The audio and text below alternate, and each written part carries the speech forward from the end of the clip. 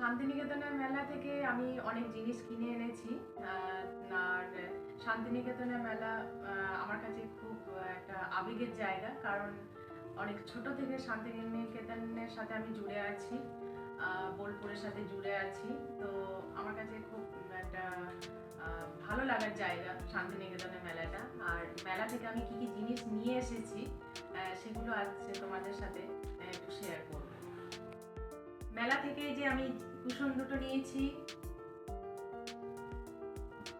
ওখানে মেলাতে একটু বার্গেনিং করতে হয় জিনিসের জন্য, কেনার জন্য।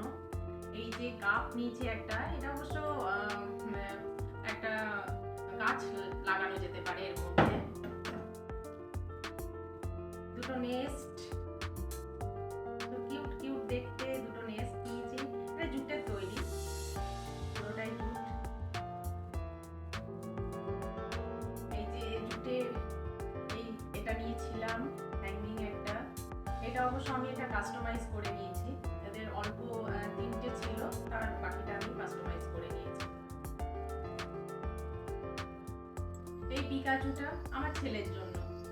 মেলা থেকে আসার পর ছেলে আমার সব বলে কি আনলে, তো এই পিকাচুটা তার জন্য। জুটের সব থেকে বড় ব্যাগ নিয়েছি আমি ওখান থেকে। এটা দাম বলেছিল 300 টাকা, বাট আমি এটা 150 টাকায় নিয়েছি। এটা একটা খুব সুন্দর জিনিস, দেখো তোমাদের কেমন লাগে। ওয়াল হ্যাঙ্গিং একটা, পুরোটাই জুটের তৈরি।